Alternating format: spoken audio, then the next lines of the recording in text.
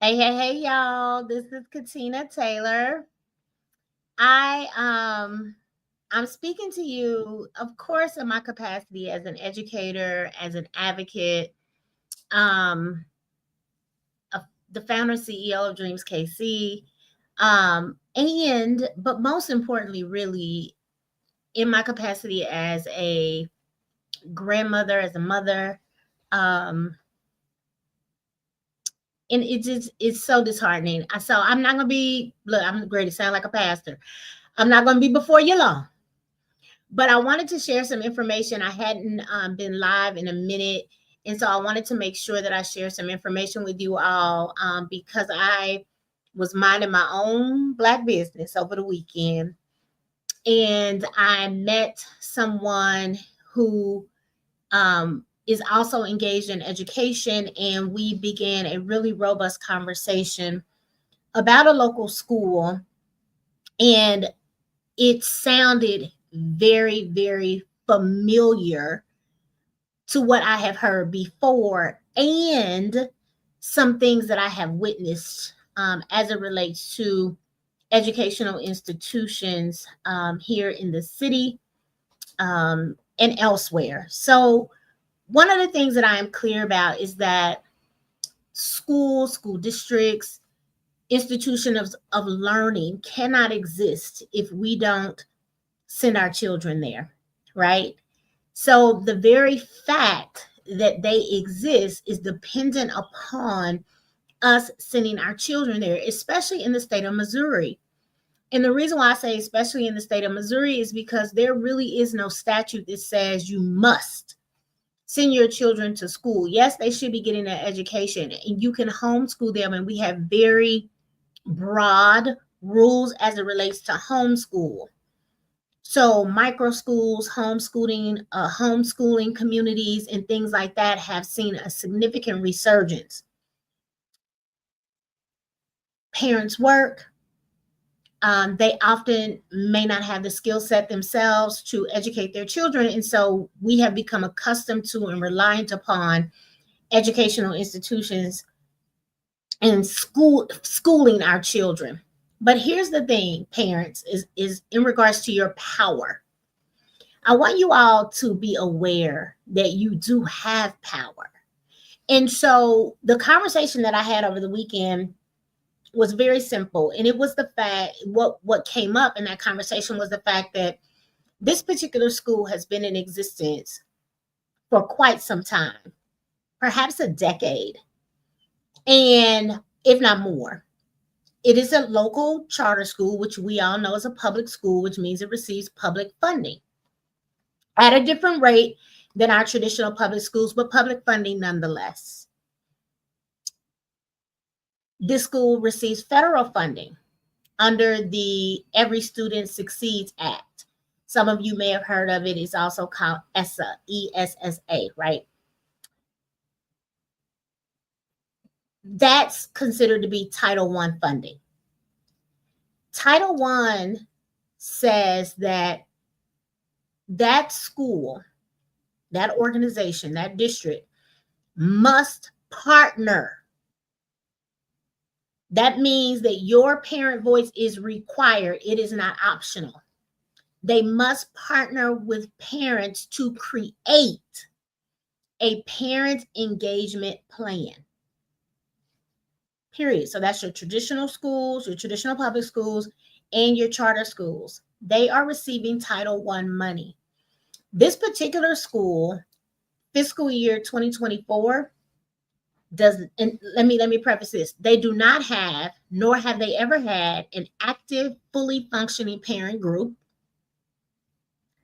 They are receiving Title I money, they to the tune of almost $700,000 the last time they reported it, because the reports are public.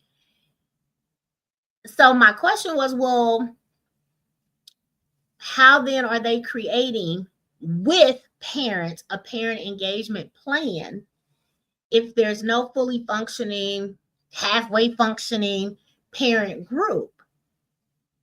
Is there any way, I start kind of going down this rabbit hole and researching, like, is there any way that a school or school district could explain away the fact that they don't have a parent group that they are engaging with to develop their parent engagement strategy, plan, etc.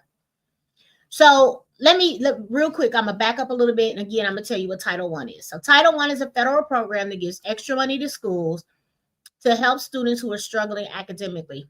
More often than not, if a school has a significant number of students enrolled in free and reduced lunch, there is an assumption, right or wrong, that those students struggle academically. Therefore, that school generally will get Title I funding. In many schools in Kansas City, both public, traditional public, and public charters do receive Title I funding. The federal law says every Title I school must have, here we go, here's my bullet points, a written parent and family engagement policy. Now, here's the kicker: developed with parents. If you show up to a school, if you show up to a school district, and they've already done the plan and all they're doing is presenting it to you, they are not in compliance because they haven't developed it with parents. That means parents, parent representatives should be at the table designing the plan together. Okay? That's what the law says.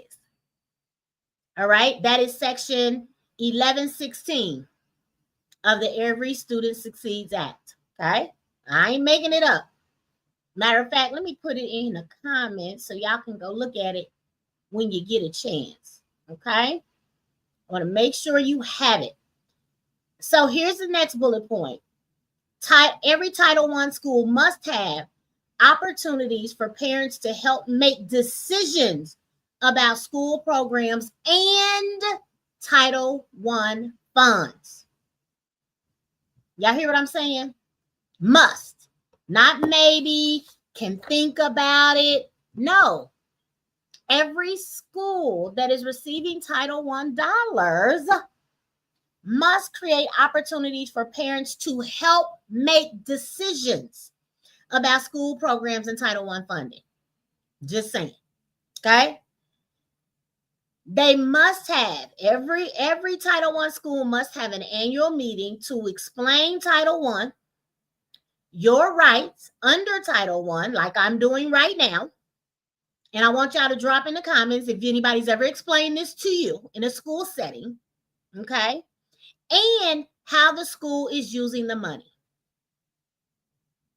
So every single parent may not participate, but if you have an elected school representative or a school group of parents and they're at the table, okay, we're in compliance, right?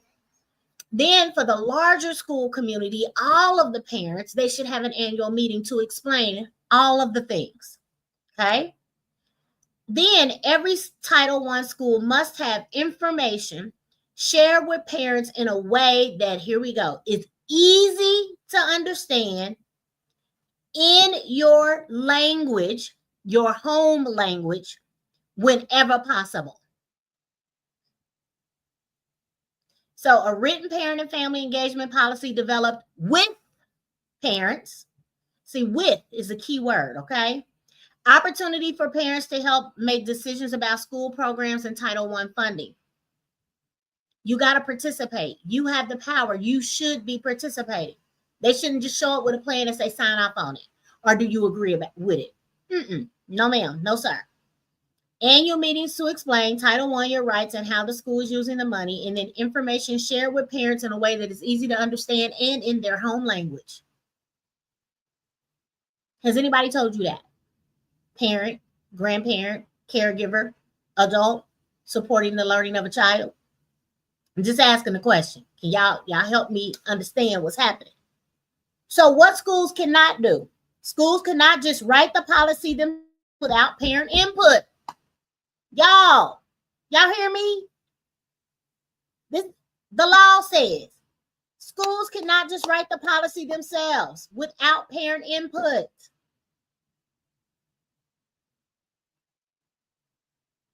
Schools cannot say, we sent home a flyer or we held parent-teacher conferences and called that compliance. I'm just giving y'all the information. Do with it what you will. I'm giving you the information, okay? Schools cannot blame parents for not showing up. The law requires schools to remove barriers and create real opportunities for involvement. Let me say that again. Let me roll it back. Schools cannot blame parents for not showing up. The law requires schools to remove barriers and create real opportunities for involvement.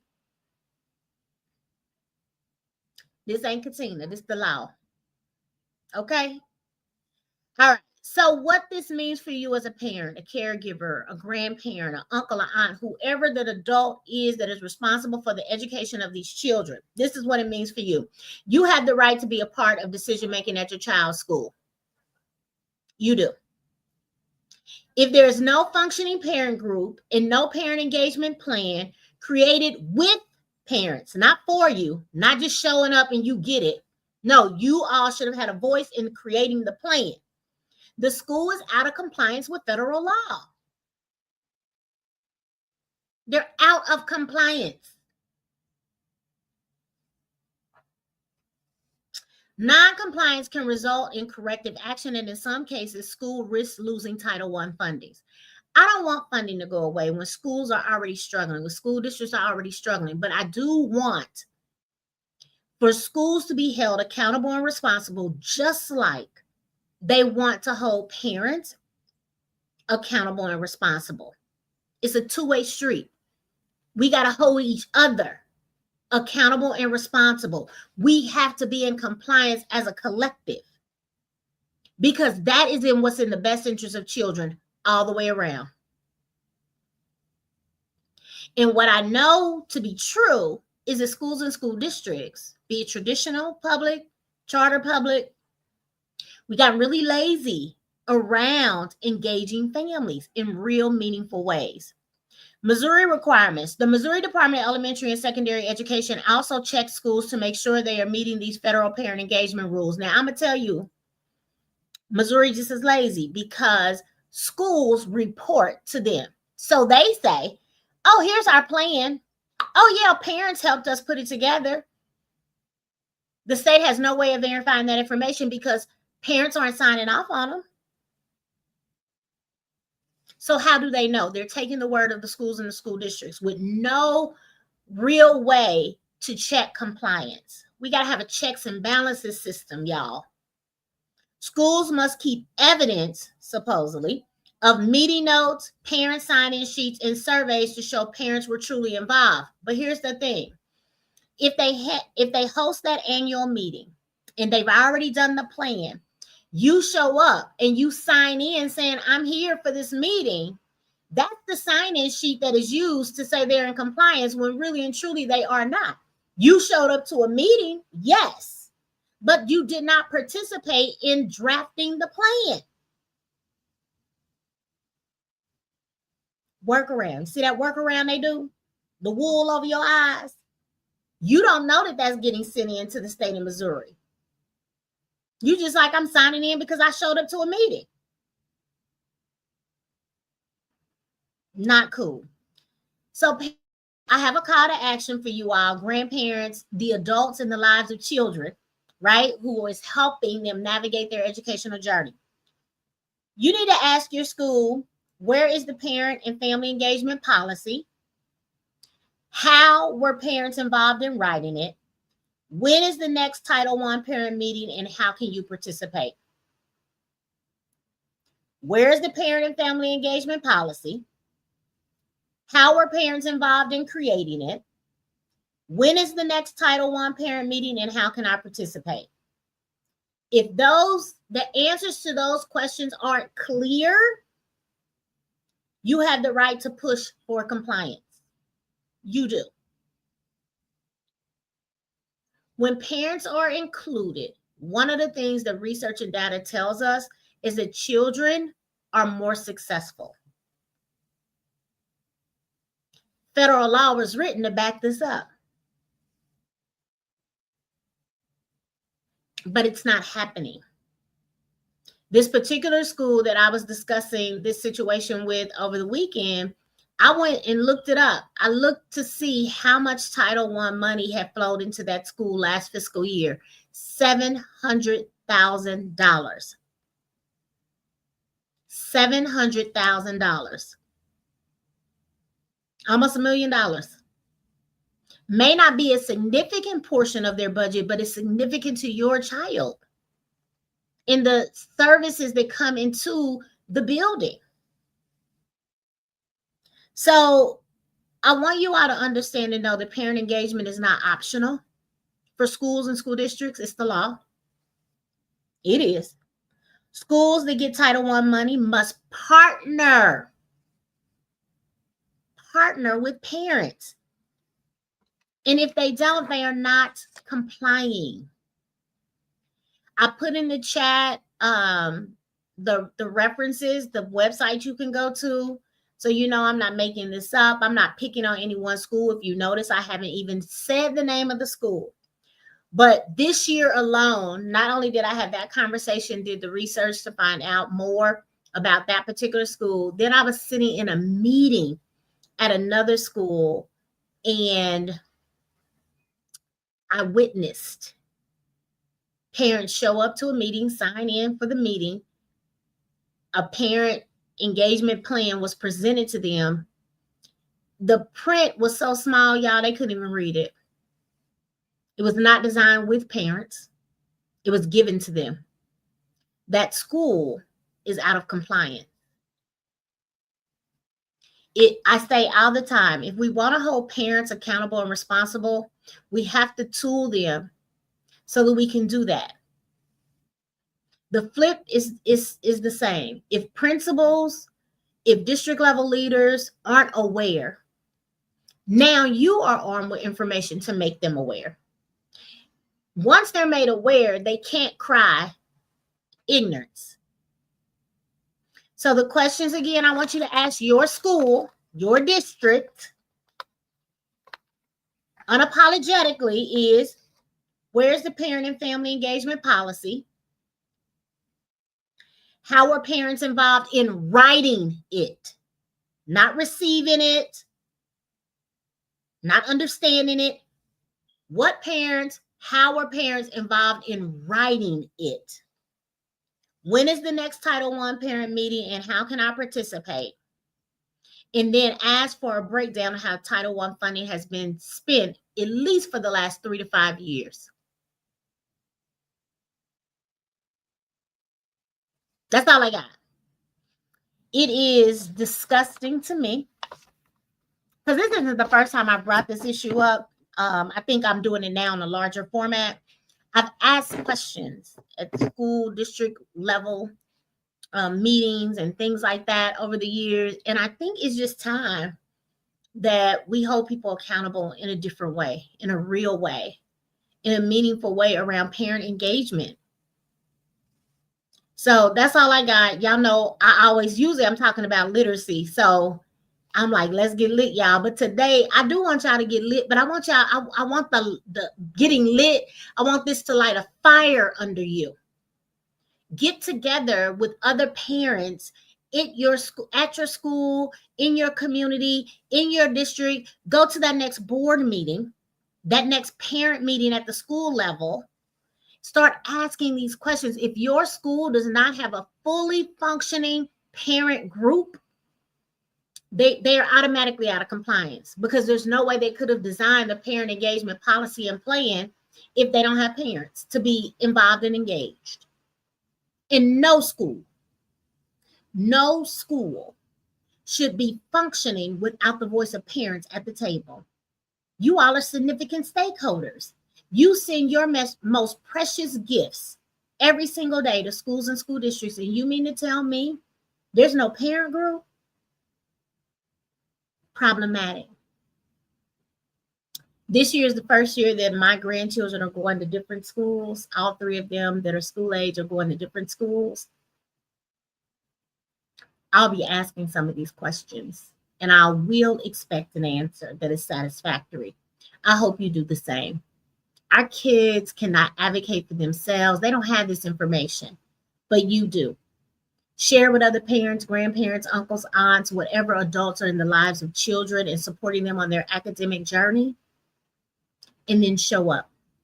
You have voice, you have agency. Nothing should be happening that is impacting your children without you having a voice in that. So it's not that I want to create an adversarial relationship, but I do want us to push for change. And pushing for change often is uncomfortable because all of us have to take responsibility for our shortcomings or when we're out of compliance. Okay? All right, y'all. That's all I got. Have a good rest of the day. Man, I don't even know where I'm at right now. So all I can say is be blessed, be prayerful. Pray for me, I'll pray for you. But get involved and get engaged. Operate from a place of power, the power that you possess that is embedded in the law. All right? That's what I got. Bye.